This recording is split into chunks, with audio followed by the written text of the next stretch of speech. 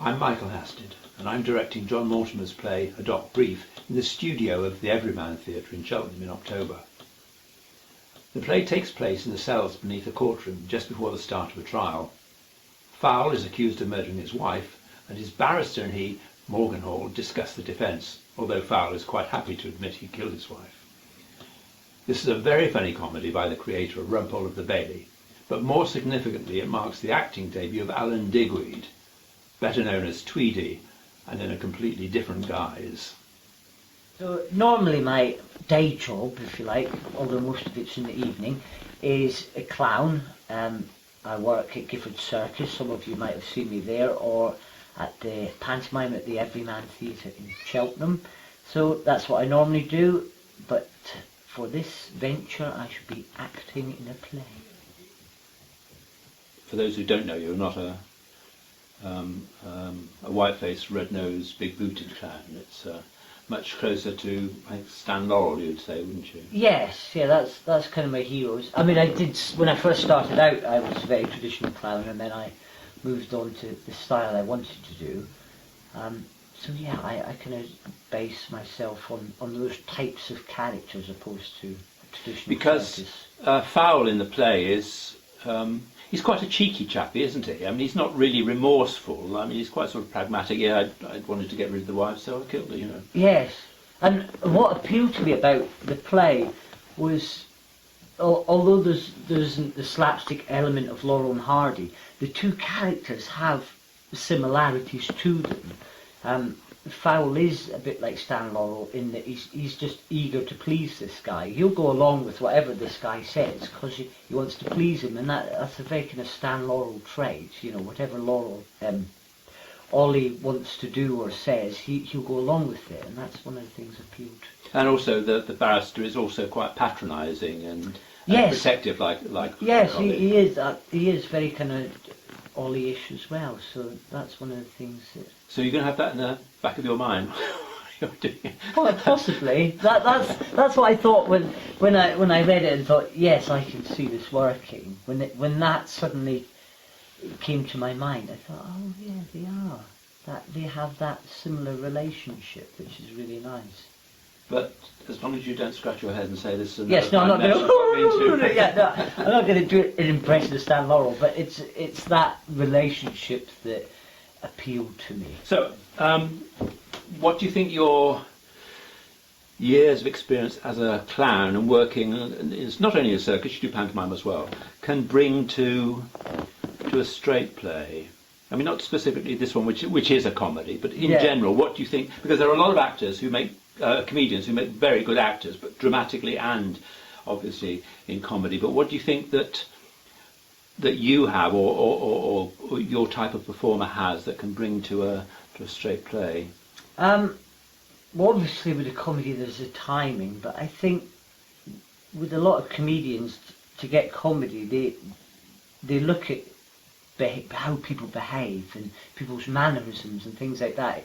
Comedy is about observing people, and I think that's one of the key things that can help with creating characters and I think that's the key, because when you see people having this discussion, they'll say, "Oh, it's the timing of a comedian." But I mean, actors have got to have timing. That's an integral part of their thing. But I think this first-hand observation that you would use, rather than having that interpretation foisted on you, if you like, is a strength.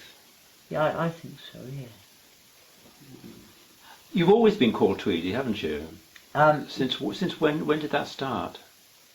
20 years ago it was. When you started clowning? Or before then? You weren't called to the school or anything? No. It was going to be Weedy, because my last name's Digweed, but there was already a Weedy the Clown. And my boss at the time suggested putting a T in front because of the Scottish connection, and it became Tweedy. We've already agreed that your red quiff is going to go. Yes. And also, and I haven't said this before, that for the course of rehearsals, we're going to be calling you Alan.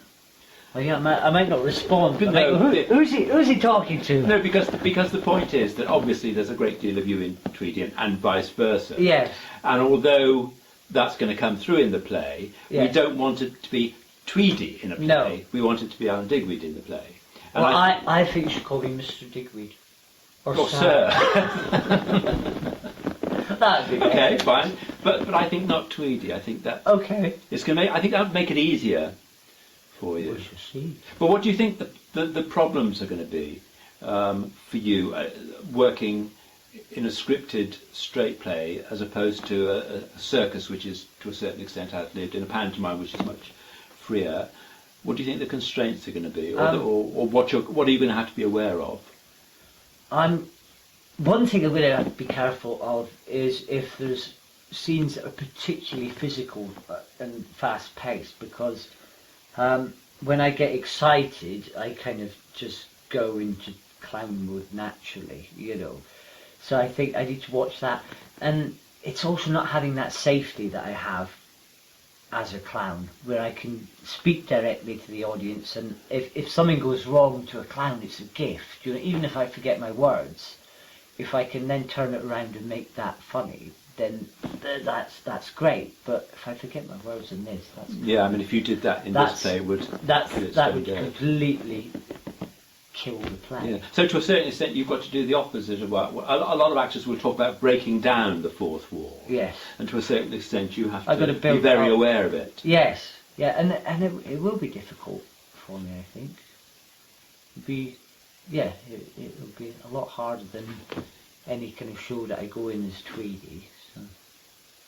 Because when we first spoke, this was, I think, 4 or 5 years ago when we first discussed this, I think your first, maybe not your first choice, but the thing that came to your mind for doing straight stuff was Beckett. Yes, yeah. I love Beckett stuff. And it's very close to clowning. Very close. Although at the same time I couldn't be Tweedy in a Beckett play. You know, No, but you could get quite close. And someone, I don't know. I saw in the paper the other day they're doing a modern dress version of Waiting for Godot with 2 kids. I mean, 2 20-year-olds sort of hanging around the street version. Oh right. Oh. Yeah.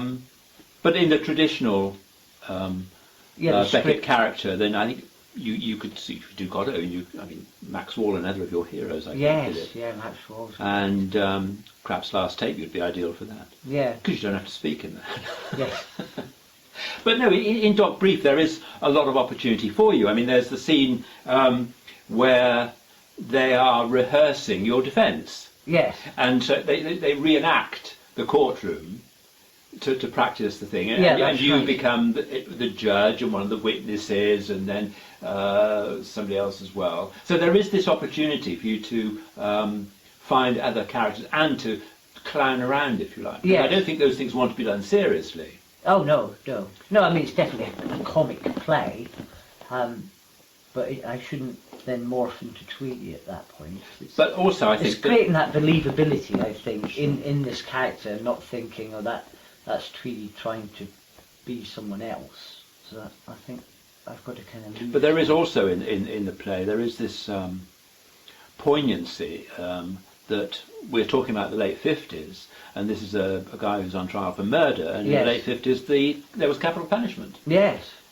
So I think we have to try and get, although it is a comedy, and I think some of it's very broad comedy. Yeah. I think that there must always be this undercurrent of what's going to happen if it all goes wrong. I mean, we can't discuss this much further because it would rather spoil it, because the play is divided into 2 halves. The first half is before the trial, they're planning what they're going to do. Yeah. And the second half is directly after the trial. Yes. Which we can't really discuss because we don't want to give away the ending at this point. No. Dun, dun, dun. If you were now, I mean, let's assume, well, not too much of an assumption, that this is going to be a great success. Right. And Tweedy or Alan Digweed becomes in great demand as a serious actor. Yes. And you could pick and choose your scripts, the ones that come tumbling through the letterbox. Tumbling through. What would you fancy doing more than anything, as far as acting is concerned? Well, we already discussed Beckett. Yeah. And but I mean, I think we also discussed at one point you may be doing Shakespeare, because I think you'd be fantastic as a Shakespearean clown. yeah, no, I would be interested. I did actually direct some comedy in Shakespeare before, for Redshift Theatre. Oh, right. I was asked to play Dogberry, but the dates didn't match up, so I couldn't do it. So he got me to direct the comedy scenes in it, and that was successful. So I did some directing for this Father Brown the other day.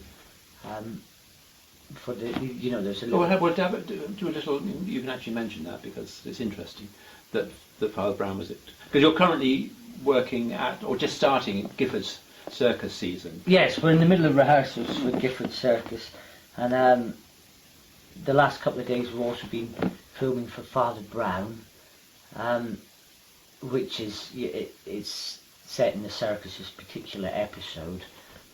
So there's a little clown scene.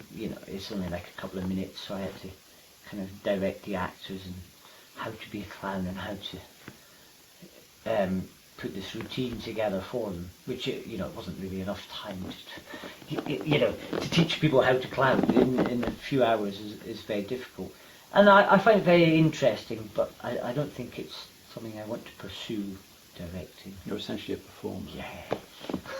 Why do you think that is? I just love performing, really. Well, tell. I mean, rehearsals in general, I don't really like. Well, most people like rehearsal process, and once it's all settled and fixed, then it becomes repetitive. But I suppose it's not for you. It's not repetitive. It's different every time. Yeah, I like them to a point, but there's always sort of halfway through I get. I just want to be doing it now. I suppose it depends how long the rehearsal period is as well, of course. Yeah, I mean, we're going to have a relatively short time. Yes. Yeah, I don't think I'll get bored then. But I don't think it's a problem. I mean, the weekly rep used to do a hour and a half or 2 hour play in a week. Yeah. So we can manage it. And you're going to be, of course, completely 100% perfect with your words. Yes. Have you So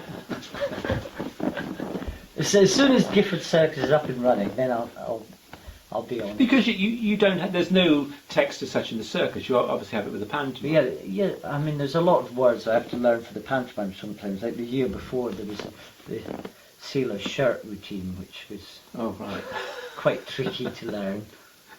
But nobody would notice if you made a mistake. Well, no. So I didn't have that to worry about. And if I did make a mistake, I'd let them know.